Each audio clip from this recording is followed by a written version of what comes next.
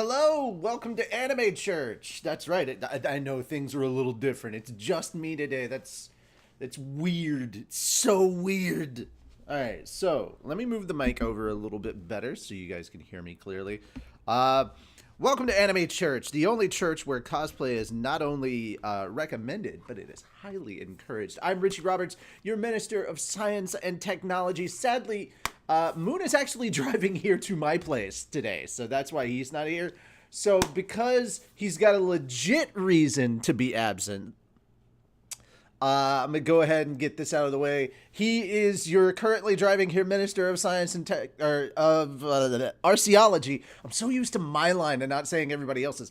Arceology, praise Arceus! Alright, so just don't tell him I did that. And for those of you who are like, oh man, what's going on? You're not all dressed up. For anybody that's new here, it was a nerdy news show that was on Sunday, so I gave it the temporary title of Anime Church. While I was trying to think of a better one. That was the pilot episode, and the people that came and watched were like, Anime Church, that's the name. And so we just pushed into the church of it. So Minister of Science and Technology, me, Moon is the Minister of Arceology, praise Arceus, and our Fenris, who's not able to be here today, is the patron saint of Snackos. So we have crazy things that we're in charge of. You know, it started with science and technology because, hey, I'm menu, motherfucker. And also because, you know, I'm wearing a lab coat. Usually I have a shirt and tie underneath, but this time I didn't care for it. And for those of you that thought I was going to dress up on a solo cast, hey. That looked really wrong. You know how you have a thought in your head, you're like, this is going to be funny, and then when you actually do it, it looks really... look like I was some kind of flasher. I'm not, I swear. Alright. Most of the nerdy news... Hold on. Let me button up my shirt.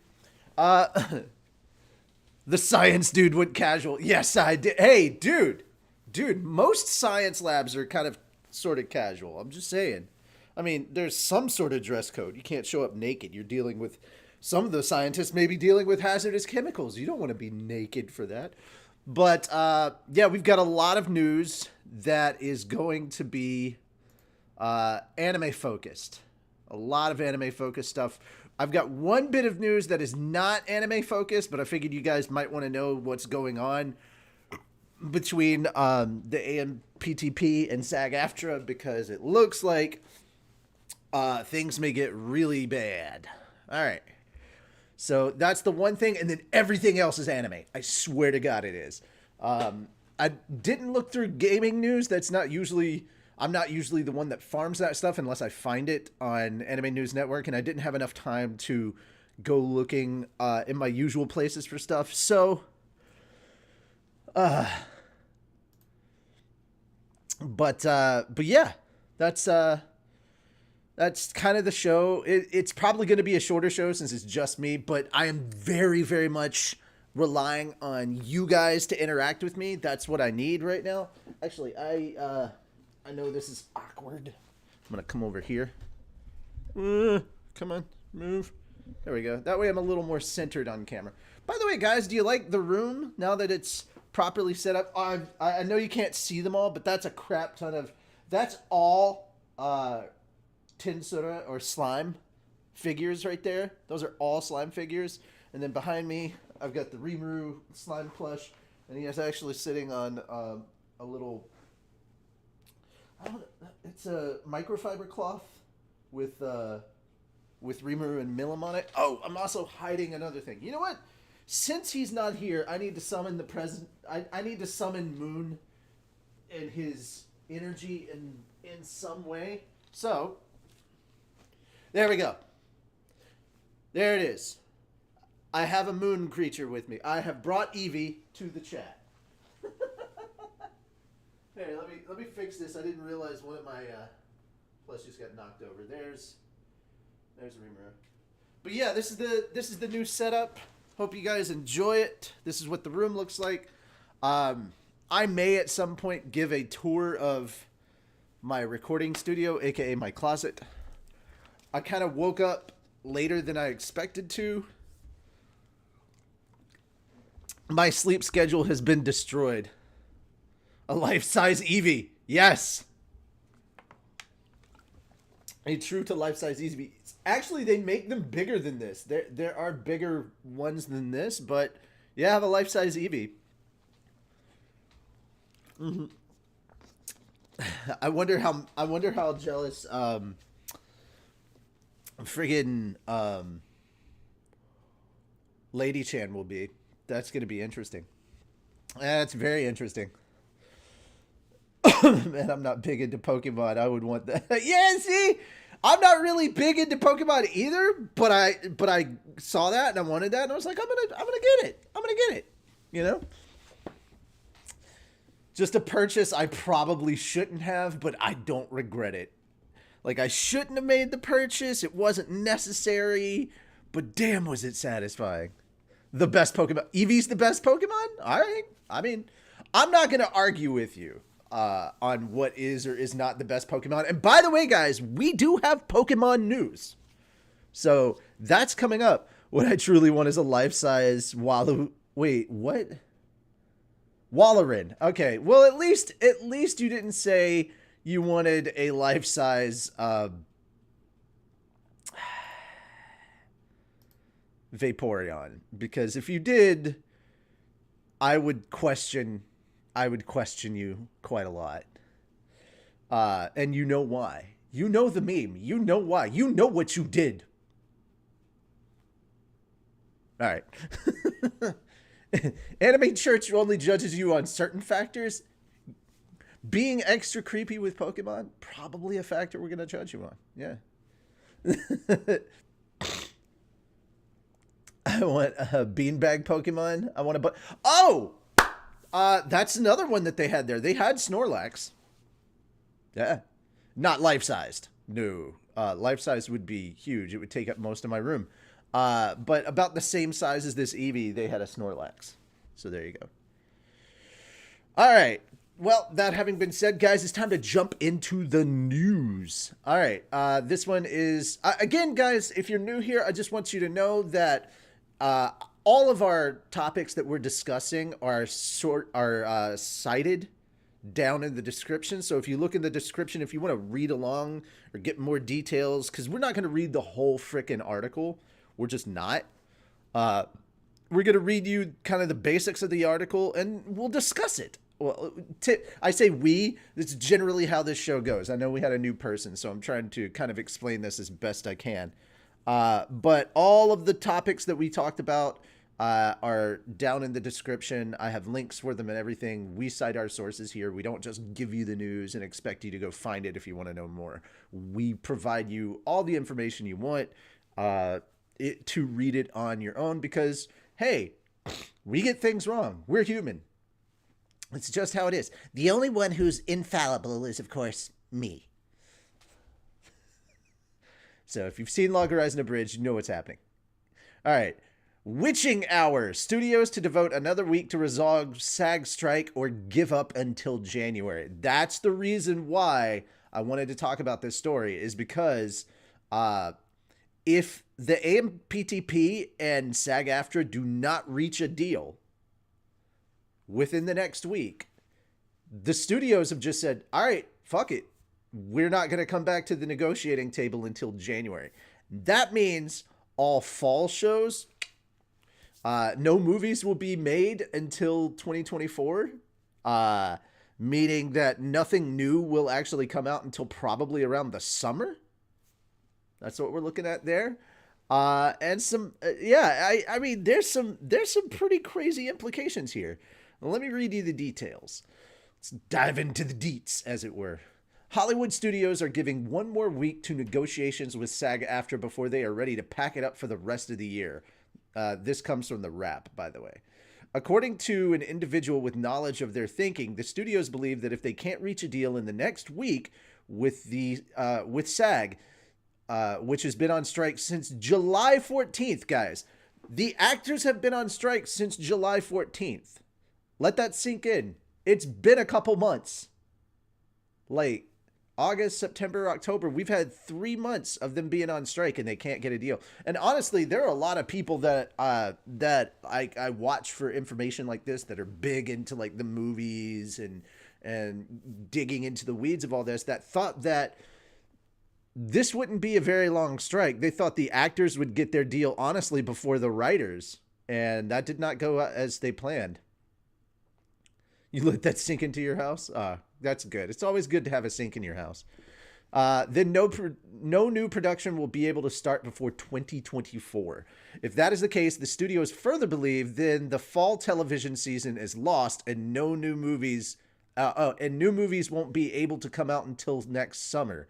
In this scenario, early November would be the drop dead date to salvage any ability to put television or movies in production. Once the calendar hits Thanksgiving, it is unlikely any project would begin production, pushing off everything to the new year, this individual said, and killing the studio's incentive to push for a deal. All that puts significant pressure on the talks going on this week. So here's my thing. These two sides better reach a freaking negotiation soon. And I'm like 90% on the actors' side with their demands. The reason why 10%, we talked about this on it was either last week or like a week ago or the week previous, that we talked about how there were ridiculous demands made on both sides and the studios just walked out. Like the AMPTP just walked out from negotiations, like left the room, just packed their figurative shit and left. Not metaphorical, figurative. They literally left the room. And I am using that word correctly. So that is the situation that is going on in SAG-AFTRA. They have a week to get their shit together. And so does the AMPTP. They need to come to a negotiation or things are going to get kind of bad. And it actually puts the AMPTP in less of a position to want to negotiate. But if you didn't catch, here's the short version of what happened. If you did not catch last week's thing, the AMPTP wanted to do their AI screening of actors and use their likeness in perpetuity for a one-time payment of $250, and the actors said, "No, fuck you." And then the actors turned around and wanted, as their residual deal, they wanted a cut of the subscriber numbers from streaming services. They wanted a cut of like however much money the streaming services make from subscriptions, and that's a no-go as well for the studios. So they both made stupid, ridiculous offers, and this is a situation. Yeah, I mean, this is bad for guys. I want you to understand. This is bad for business all around. It's not just the actors who are like, shit, how do I afford to live during Thanksgiving and Christmas? There are businesses that rely on Hollywood that have already gone under. There's it was a props making company that has been working on props for Hollywood movies and film and television for over 40 years. They had to shut down. And that's one of probably thousands of stories that have been affected by this. There are catering services, restaurants, things like that have had to go under. And I mean, you think about it like this.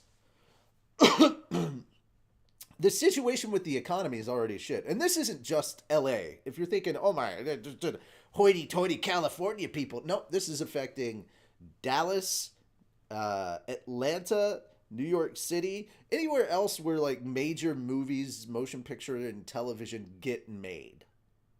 It's affecting all of that. And it's the deal with SAG-AFTRA and the AMPTP that is holding all of this up. And to be fair, I'm kind of on, I'm on the side of the actors mostly. And I think that I don't have to put this delicately because this is the show that we're on and I'm not working with them directly at the moment. I think the AMPTP is being a little bullheaded and just making stupid decisions. Honestly, because of the biggest sticking point that they haven't made a made any headway on was with the AI situation. And that's just looking at the stuff that they're asking for, they're just being unreasonable at this point. The AMPTP is. So they're being boneheaded, bullish, and downright childish. And yeah, I think there should be a better offer made about residuals. Because here's the thing, the AMPTP came to SAG-AFTRA with the same residual numbers that they gave to the writers, and the actors were like, no, no, no, no, no, we want this.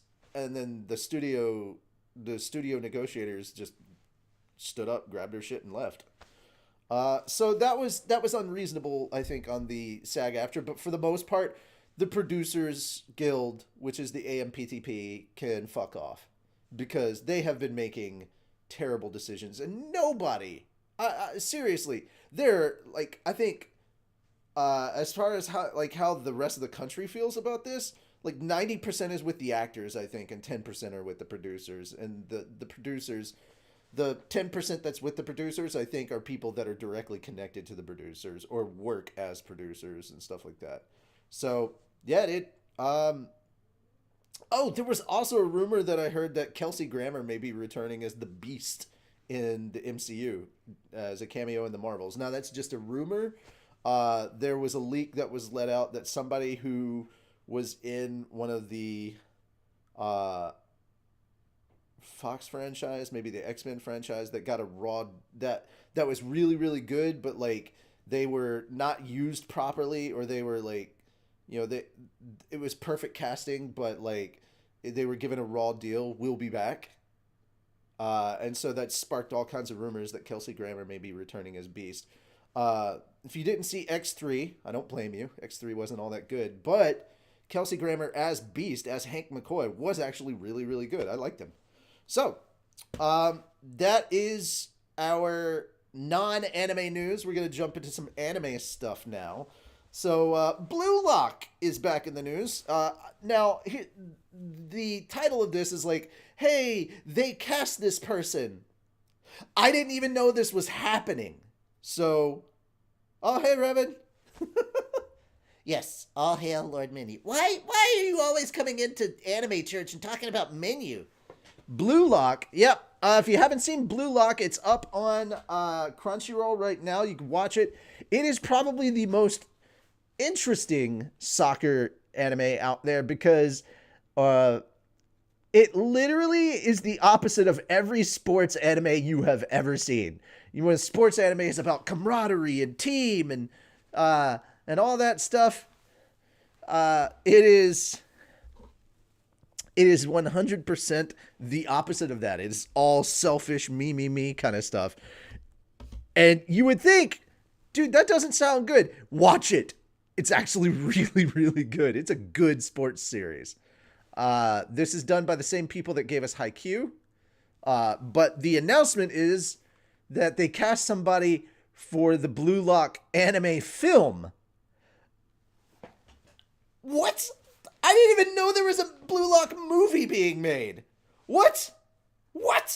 The official website for the anime film of Koto Sanemiya's Blue Lock. By the way, guys, the manga is done through Weekly Shonen Magazine, or Kodansha, so you should definitely go check it out if you haven't. The manga is really, really good, and it's super, super far ahead.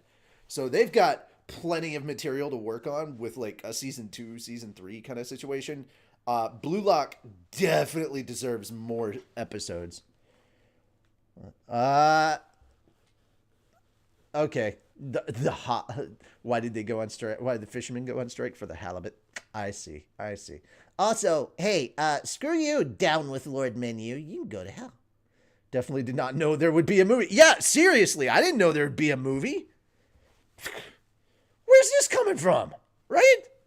So, Blue Lock episode Nagi. So this is going to focus on Nagi. If you don't know who Nagi is, he's the white-haired guy that looks kind of like he's not interested in much of anything, but it's really good. I swear to God. The Blue Lock soccer manga unveiled the second teaser visual and a new cast member on Friday. The visual portrays Nagi and Rio meeting. All right. So again, this doesn't make a lot of sense to people who haven't watched the anime. And seriously, go watch the anime. It's really, really good. But yeah, dude, it's pretty interesting. Uh, it's the film will premiere in spring of 2024. All right, cool. It's a really good show. Really good show.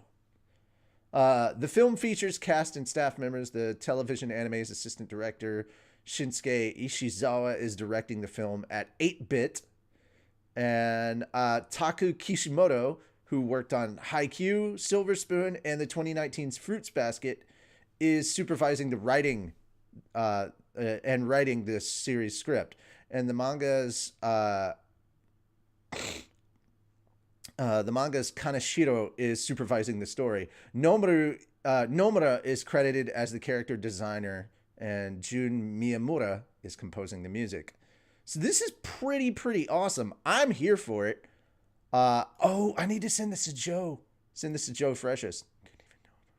Yeah, they did not even know a movie was happening. Joe.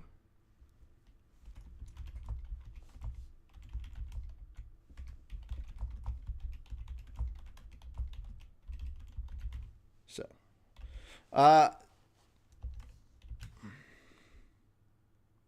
and instead of copying that, let me copy. Bam. Okay.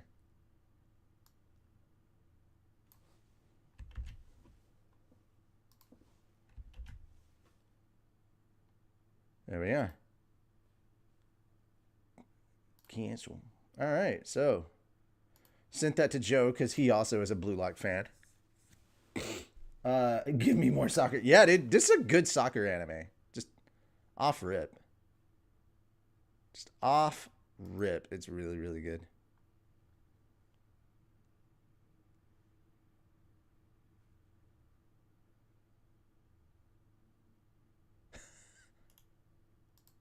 Oh yeah, I forgot Matthew Lillard is at.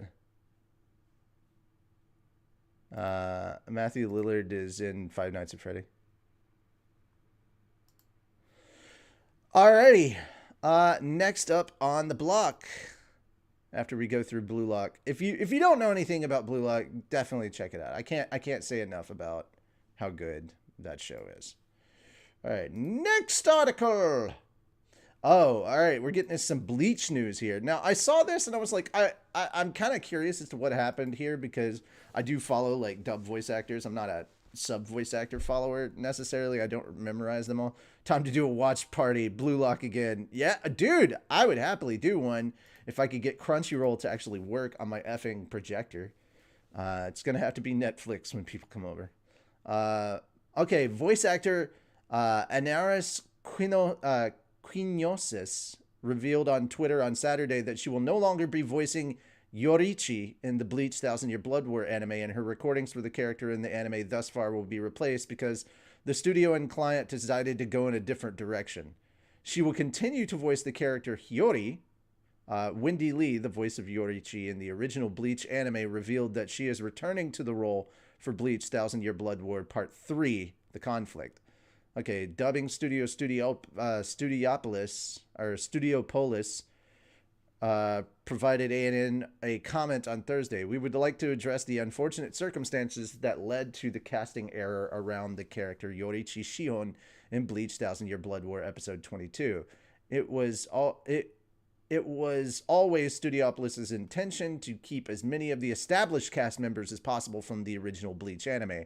There was a misunderstanding that Yorichi Shihon was part of the list of the original cast members who were unavailable to participate in Bleach 1,000-Year Blood War. In error, our casting coordinator offered Anaris Quinosis the role. I'm probably butchering her name. I'm so sorry if I'm butchering your name. Anaris is probably a more apt pronunciation, and I can't even begin to tell you what I mean, she seems like a nice person. Like, she seems like a really sweet person, but it sucks that she got recast. Like, if I was in her position, I know I'd be sad about that. But she is still in the anime as Hiyori, which is a great character. By the time this error came to our attention, it was too late to correct before episode 22 was released. We would like to take this opportunity to apologize once again and express how much we appreciate their talents and enjoy working with Anaris and Wendy, who will both continue to add her voice work to Bleach Thousand Year Blood War with Wendy as Yori Chishion and Anaris as Hiyori Saragaki. All right, so here's the thing. It meant a lot to take on such an iconic woman of color. I appreciate all the love, and I'll still be voicing Hiyori. So, all right, here's the thing. I was curious about that, but it doesn't seem like there's bad blood with her or the studio because she is still voicing with them. If you could make anime manga into an abridged series, which would you do? Well, you'll find out next year now, won't you? Because I've got 2 projects that are coming out that one of them... No, I think they all are light novel, anime, and manga. So you guys will find out. If I could make any, which would I do? You're gonna find out because I chose them.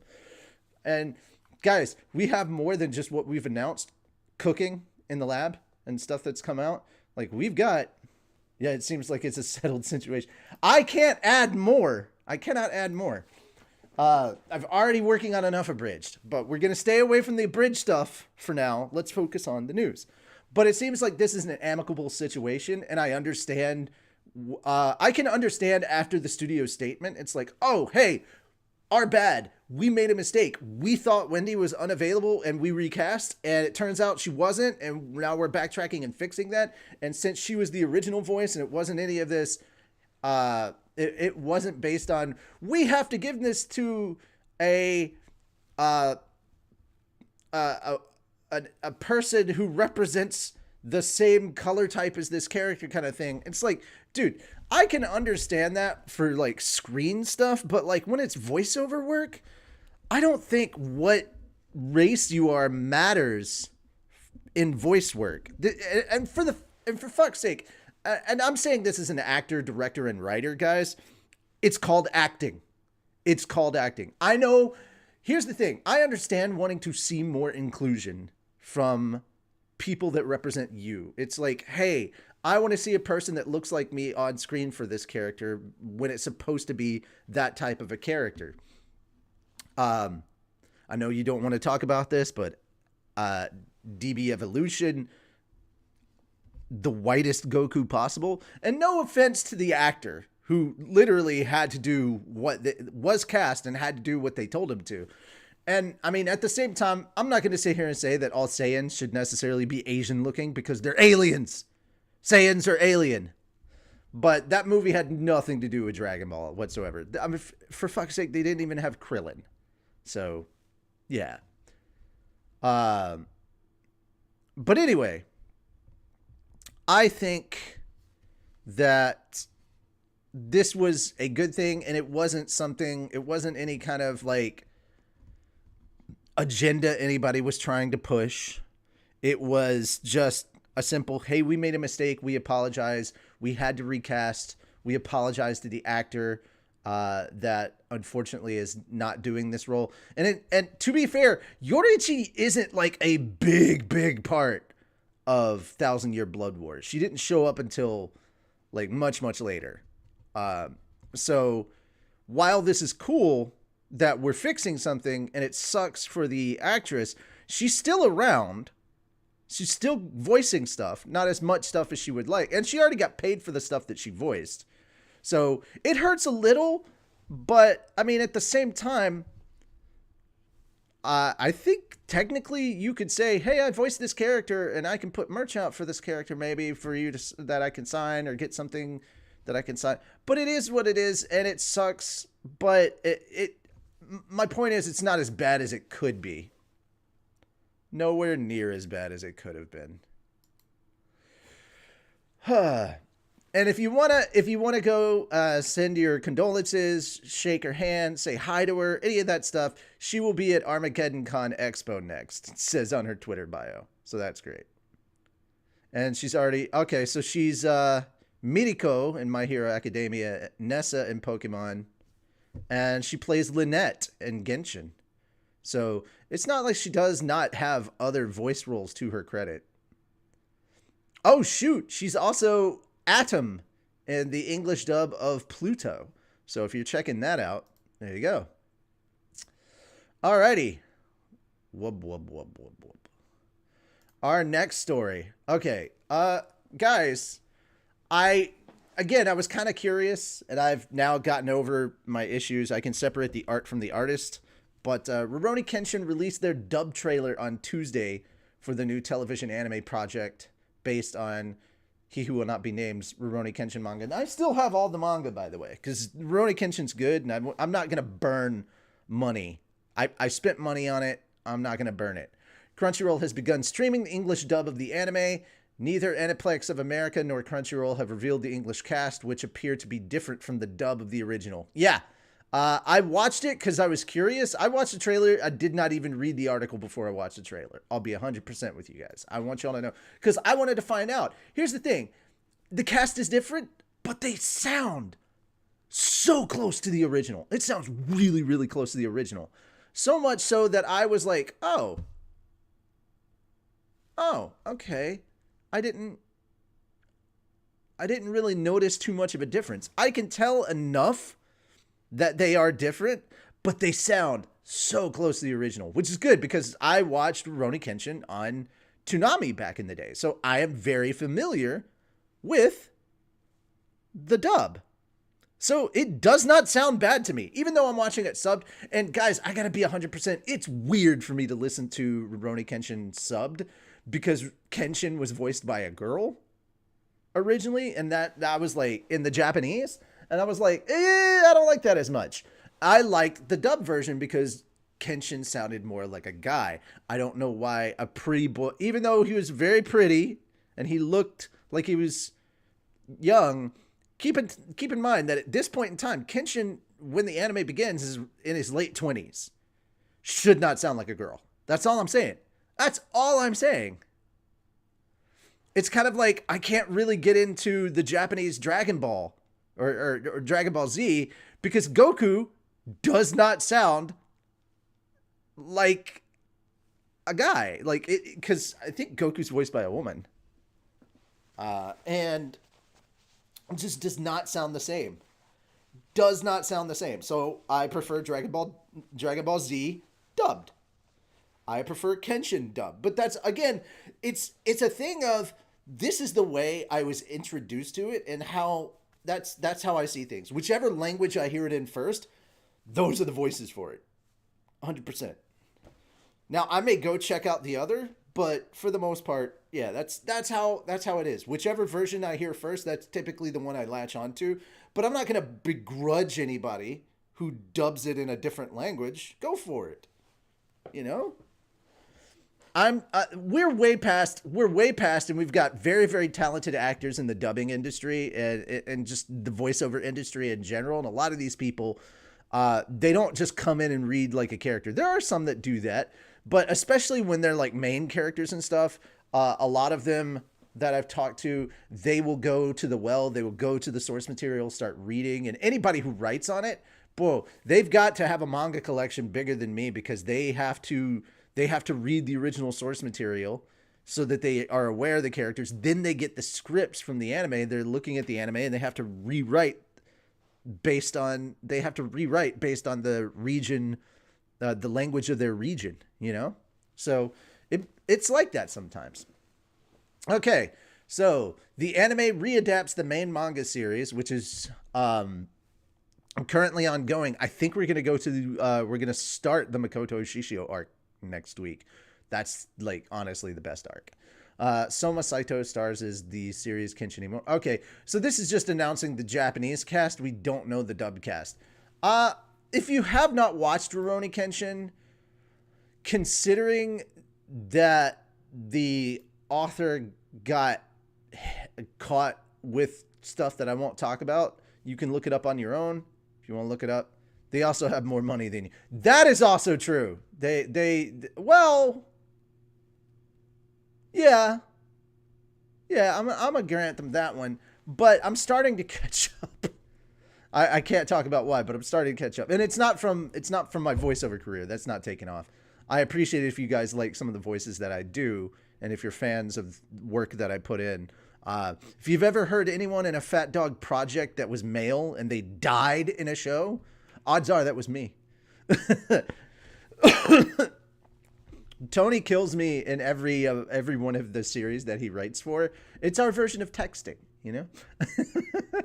Text by 1,000 voiceover deaths. All right. I can feel bad for anyone who has to read all of One Piece for the first time. Bro. Start them off with the live action. That's how I do. That's actually a really, really good transition, because our next story is about One Piece Film Red. I did not know this, and I'm curious to hear what you guys think of this. One Piece Film Red jumps back to #1 in tickets sold with encore screenings. Those bastards in Japan put it back in theater and didn't even tell us. No one told us. I mean, considering that there's a strike going on, maybe they should do that. Maybe they should put One Piece Film Red back in theaters over here. All right. One Piece Film Red's 1 month encore screening opened last Friday and ranked #1 in tickets sold in its opening weekend. It was #2 in actual yen earned, but due to the higher price tickets of the creator, the encore screening sold 122,000 tickets to earn 159,197,710 yen, or about 1.06 million US dollars in its first 3 days. Holy shit. Adding to its original screening from August 6th, 2022 to January 29th, the film has now sold a total of 14.4 million tickets and earned a cumulative total of 19 billion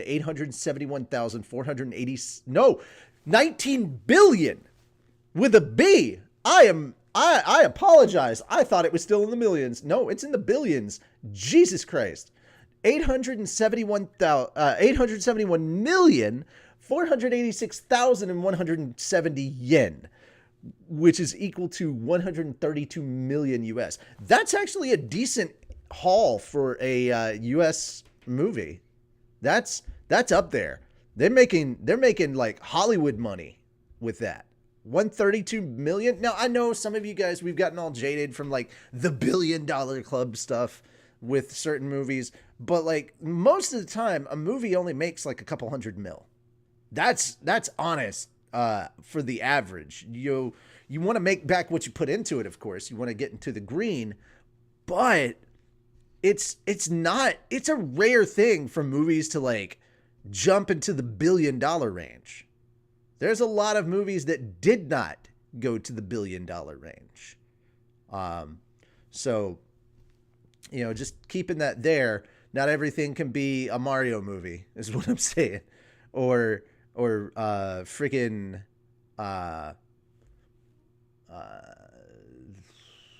Endgame or Avatar or any. They're not all like that. Those are the insane. Hitting the $1 billion club isn't remarkable. It's insane. That's the difference. The movie has become the franchise's highest selling and highest earning film installment. I still haven't watched it. I need to.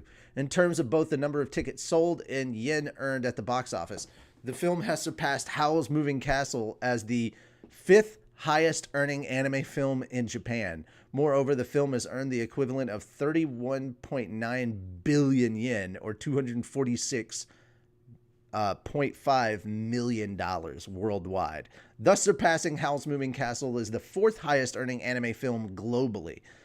The film is also the 8th highest earning film of all time in Japan and topped Japan's box office for 2022 in terms of yen earned and tickets sold. So guys, here's my question. How interested are you in stuff like in topics like this? And what do you, if you've seen One Piece Film Red, without spoilers, what did you think of it? And if you haven't, is it one of those ones that you're considering? I know the plot involves Ace's, or not Ace, but Shanks' daughter, I believe, is one of the main characters that's showing up in this one. and there's a lot of singing and stuff going on in it. So yeah.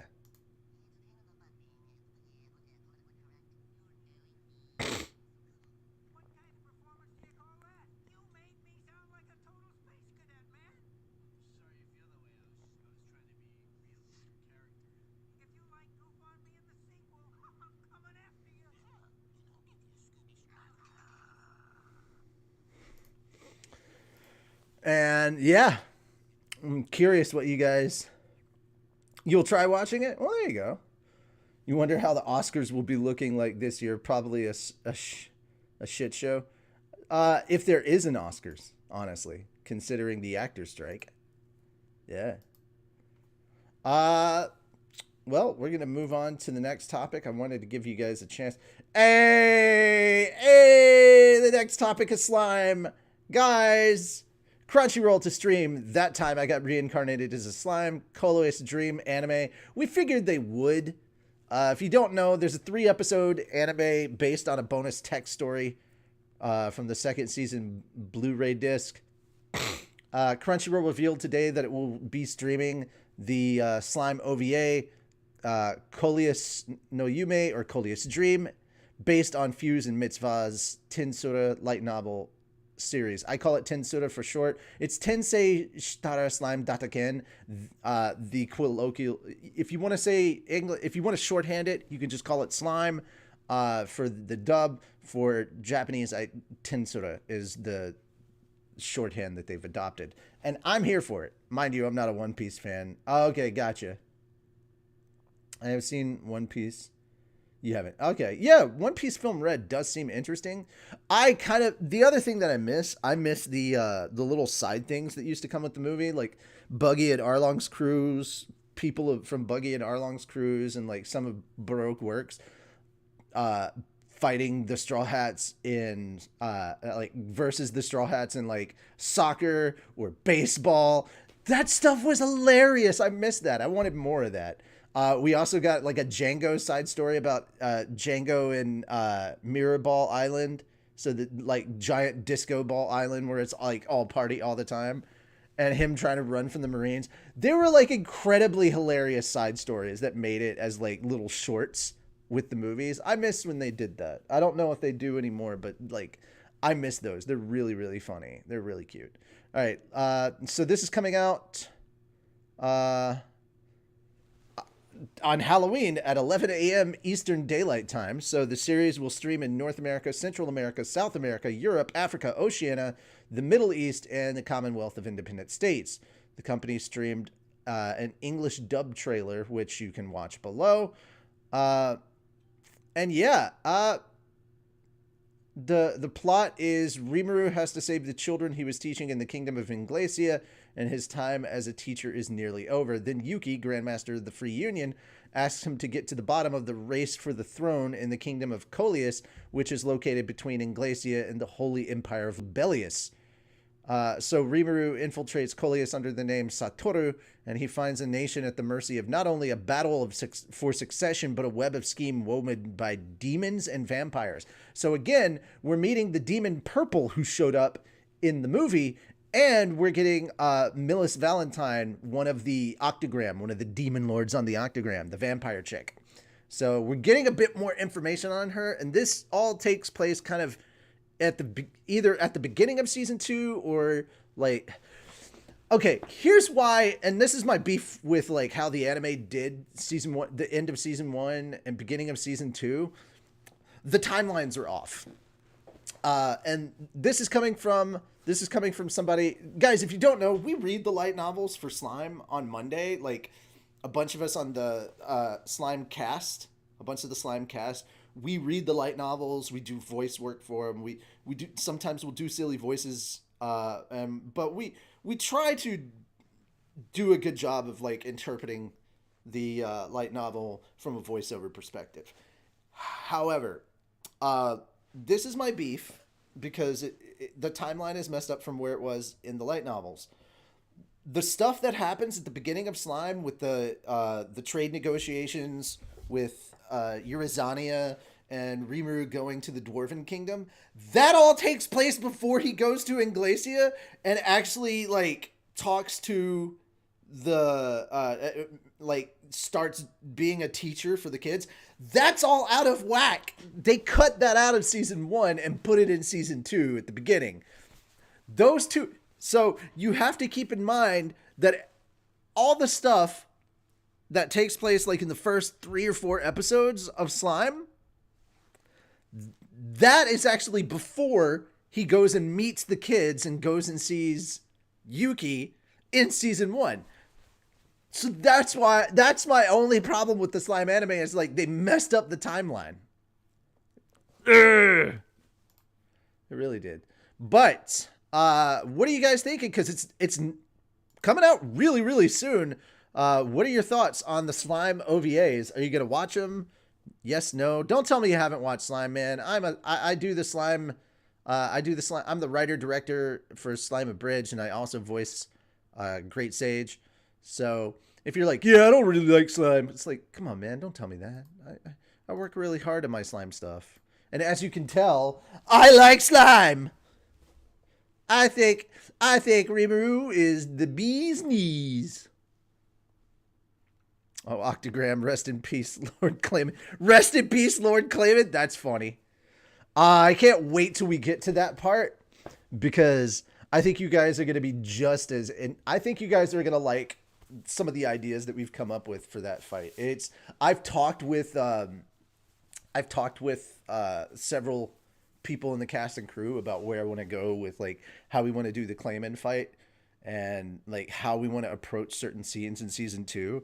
And when I talked to them about it, they were like, oh, I like that. And I'm like, yeah, I'm hoping you guys will too. So we're having a lot of fun with this. I'm pitching ideas to my writing team and we'll see how things go. I'm going to watch the Slime stuff. Yeah. All right. Guys, Detective Pikachu franchise gets an anime short by Polygon Pictures. Now they're saying it's an anime short, but it's CG, man. The official Pokemon YouTube channel began streaming on Wednesday a new CG anime short for Detective Pikachu spin-off franchise titled Detective Pikachu and the Mystery of the Missing Flan. Or Flan. It's called Flan. Anyway, Polygon Pictures animated the short. You can watch it in English or you can watch it in Japanese. Both videos are there. Who's voicing it in English? Whoever Pikachu is better be...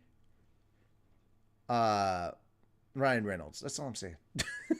Get Ryan Reynolds to voice Pikachu from now on. In perpetuity.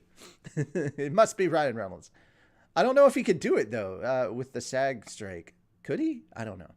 Anyway, so I felt like since he's not here, we had to do a little bit of Pikachu or Pokemon news just for Moon's sake. Just for Moon's sake. Right? Right, Eevee? Just for Moon's sake? Yeah. Yeah. Eevee thinks so. Yeah. It's so strange. Bring him back. Yeah, right? He's so good. Guys, if you get a chance to watch this, Detective Pikachu returns in the new Switch game, and the franchise launched on October 6th. So it's already out. Oh, God. Dude, I spent way too much time on my Switch last night because I got Watermelon game. That game is seriously addicting. I have broken into the 2000s. I have not done 3000, which is where everybody says you beat the game. Like, there's no beating the game, but it's just kind of where the community is at. It's like, hey, if you hit 3,000, you're doing it. But yeah, so what do you guys think? Are you interested in this Pikachu, Detective Pikachu, like, short series?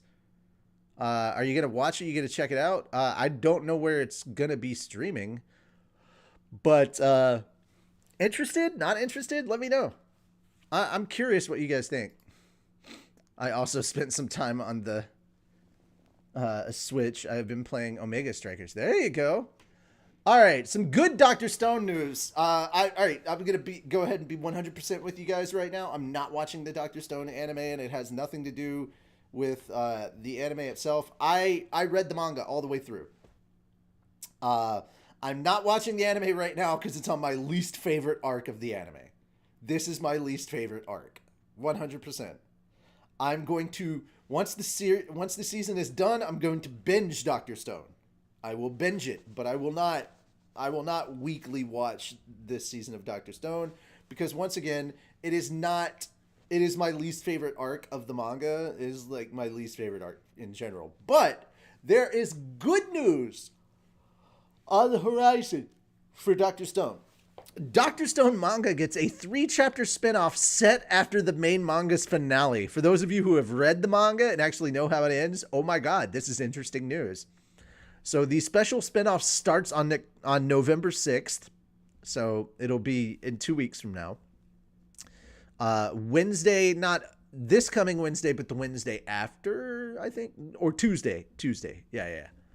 This year's 48th issue of Shueisha's weekly Shonen Jump magazine announced on Monday that Bocchi and Riichiro Anagaki's Dr. Stone manga will get a special 3-chapter spinoff manga starting on the magazine's 49th issue on November 6th. Now, guys, if you have a Shonen Jump subscription, which I do have, I have Shonen Jump, I have the weekly Shonen Jump, the Viz, and the Manga Plus. I pay for all those. They're very, very cheap. It's like $2.99 for all of it.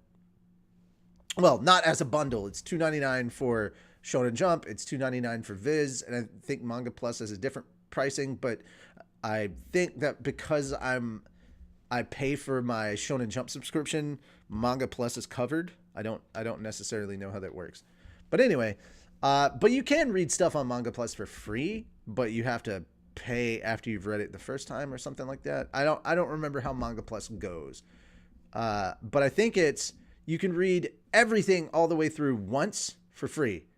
After that, you cannot do that unless you pay. I can't remember how the structure is, but I think if I'm remembering the story that we talked about, it's like that. The spin-off manga is set after the main manga's finale, where Senku takes the challenge to build a time machine. What? The spin-off manga celebrates the airing of the second quarter of a year of Dr. Stone New World, the 3rd Dr. Stone anime season. Guys, the idea of him building a time machine is already insane, especially if you know what some of the last stuff they built was. Like, it got crazy. Bocchi from Sun Kid Rock and Inagaki, who is the author of both Dr. Stone and Eye Shield 21, launched the manga in Weekly Shonen Jump back in March 2017. And the manga entered its final arc back in September of 2021, and the series ended in March 2022. So it's been a minute. It has been a minute. Now, the rest of it is just basic information about Dr. Stone, so I'm not going to get into it. But what do you guys think? Kind of stuff, especially when I have life stuff I need to take. I get it, but it's like $2.99, dude. It's not like my broke ass can afford it. But yeah, what do you guys think about this? Are you interested? Who here has actually finished the manga for Dr. Stone? That's a real question. Like, how many of you have actually finished it? Curious to know. Let me know down in the comments, or in the chat, stream chat. I'm assuming that people are going to show up and hopefully comment on this afterwards. And our last topic to round out all the anime stuff is another announcement for a anime that I did not think would get a season 2, but I'm glad it did get a season 2. Campfire Cooking in Another World with My Absurd Skill, or just Campfire Cooking. If you guys haven't seen this show, it's really cute. It's, of course, it's another effing isekai, but it's kind of really cute. I like it.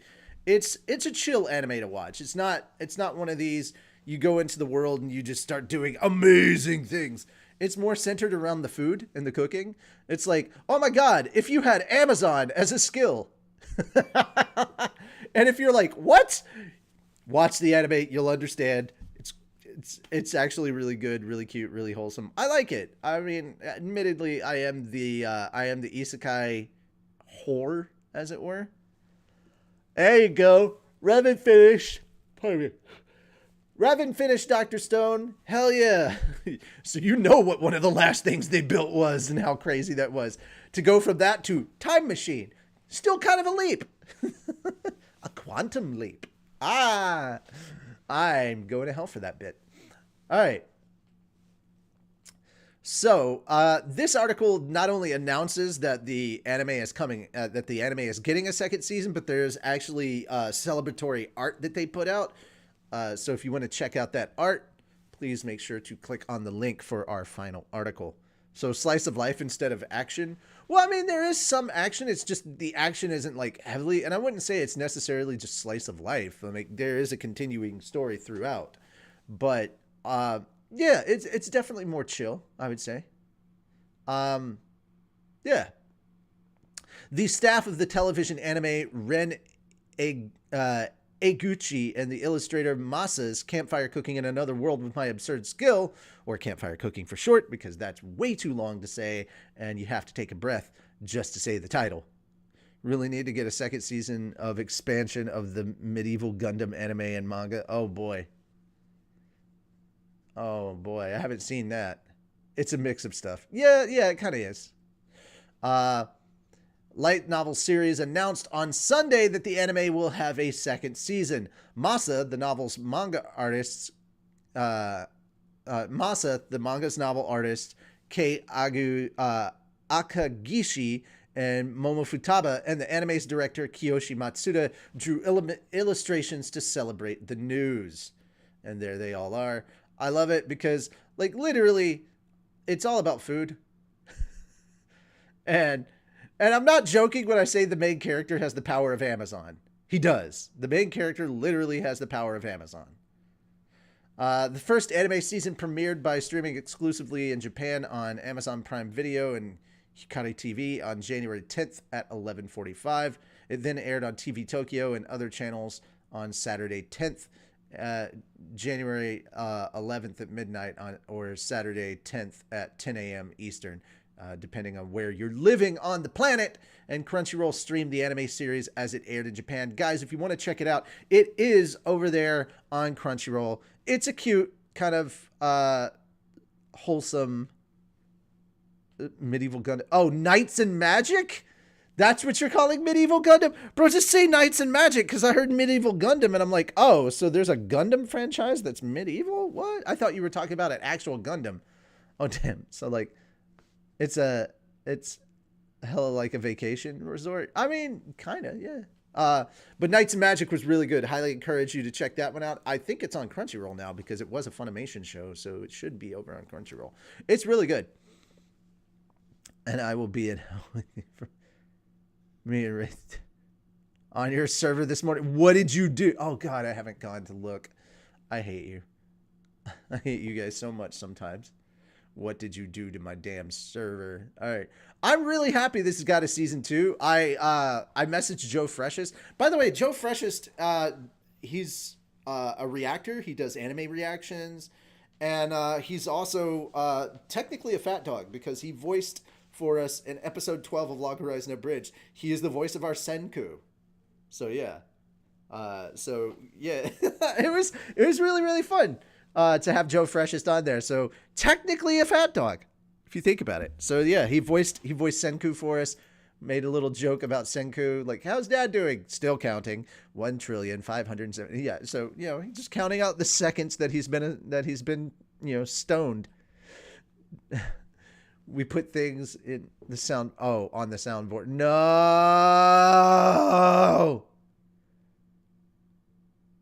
It's D&D. Yeah, but no, what is actual medieval Gundam is D&D. It changed my mind. Oh, goodness. It is. It's on Crunchyroll. Yeah. Nice. All right. So, yeah. There's a list of, like, really good anime. Knights and Magic being on Crunchyroll is another one that I highly encourage you guys to go check out. I actually watched it dubbed, and I like the dub. But, I mean, if you want to watch dub or sub, that's up to you. I'm not gonna fight you on this one. I say peace and love to everybody that does voice work, unless they're a scumbag, and then I'm like, probably not the best to encourage this person. But yeah, so long as they don't turn out to be a horrendous jerk, I think, do your thing. I was thinking of he was counting down how long his father was gone to get milk. No, he was counting the seconds. Guys, the first episode of Dr. Stone, Senku literally said he was counting the seconds that he had been petrified. So That's how he knew how much time had passed and how he knew it had been like 3,000 plus years that they'd been encased in stone. So that's what's going on. Yeah. Yeah. That's how it be. But yeah, guys, that is all the news I have. And we managed to wrap this up in under an hour. Well, around an hour. Stoned. Yeah. If there's any last minute stuff you want to say about any of the topics that I covered today, go ahead and say it now. And for those of you who are watching this later, I would love to hear your thoughts and comments down in the comment section below. Please interact with us. Leave a like button if you enjoy this content, of course, and hit that subscribe if you want more content from us. Not necessarily. I get it. You're here for the abridged more than you are for Anime Church. But if you show up to Anime Church and you want to interact, I'm here for you. It doesn't always have to be live, but we are live at 2 p.m. Central Time or 3 p.m. Eastern on Sunday afternoons. We're here to hang out, talk a little bit about some nerdy news, and have a good time. And we're always looking forward to hearing your opinions. We usually go for a lot longer than this. Most of our shows are around 1.5 to 2 hours, but it's just me today, so you got a short show. It's actually similar amount of stories, number of stories that we talked about, but yeah, when you only got one person, it tends to go a little quicker. And also, don't forget Revolution Down with Lord. No! You're not. All right, I'm okay with you not worshiping me, but down with me? All right, look, Dave, we're going to have a talk later. Dave. All right, that having been said, guys, this has been Anime Church. I'm Richie Roberts. I hope you enjoyed all the content that we talked about today, all the news, and we have more content coming out on Fat Dog very, very soon from our bridging side of things. So thank you guys so very much. I look forward to your thoughts and opinions. And yeah, that's basically it from me, unless we get any more last-minute comments. I see you like to make it a bridge series. I'd like you to make it a bridge series of Knights and Magic? Why are you adding more work? No. Just no. I have like 5 different things I'm in charge of. And one of those things that we have to talk about today is going to be setting up for a new channel that we're making under the Fat Dog umbrella. I'm starting back the podcast stuff. So we'll need to get into that, because Technical Difficulties is coming very, very soon. We're going to have a podcast called Technical Difficulties. Do I need to start an Inquisition? No. So on top of 1, 2, 3, possibly 4 abridged series that I'm going to have to write, act, or direct for, I've also got to, I'm also got like the stream stuff, the 2 streams that I do weekly, and I have to start setting up a new channel for podcasting and stuff, because I'm getting back into podcasting. For those of you that only know me for Fat Dog, I used to run a Naruto podcast called Konoha Corner that went on for like 9 years and around that. And then I did another podcast for Fairy Tail, the Fairy Tail podcast. And we ended that in like 2018, 2019. I don't remember specifically when, but it went on basically when the manga ended. That's kind of when we stopped doing Fairy Tail podcast. But in that time, we talked with a bunch of people, made connections with a lot of really cool people who work in the anime industry. Not necessarily just voiceover people. We were people who like work behind the scenes. So I had reps at Funimation. I had reps at Crunchyroll. I talked to people at Viz, and then we were able to get a hold of and talk to many different actors from different shows. So I mean, we got to talk to Liam O'Brien before like all the Critical Role stuff kicked off, and it was really, really cool. We had a lot of fun. That having been said, though, guys, I think that's it for the show. I hope you guys are looking forward to all the new content coming up soon. I know that the crew is already hard at work on season, or on the 3rd episode of Sword and Shield Hero. Shield Hero. They're already looking for it. What were you say to going on to the Gundam Explained show sometime? I don't know enough about Gundam. I really don't know enough about Gundam. I have not watched early Gundam. Anything Wing and after is what I know about Gundam. I know everything from Gundam Wing onward. I have not gone back and watched most of the old school shows. I'm sure the stories are really good. It's just I'm not on board with like the old school animation, which is sad, man. Which is really sad. But I do know the cliff notes of some. Viv, I'll spin you. Oh God. That having been said, guys, that is it for me. I will see you next time. I gotta go have a meeting because I was supposed to have one before this, but I forgot and slept. So that wasn't a good idea. All right. I will see you all later. Have yourselves a wonderful Saturday or wonderful Sunday. And I will see you tomorrow with a moon. Moon will be here for light novels. All right. Talk to you guys later. Bye-bye for now. Bye.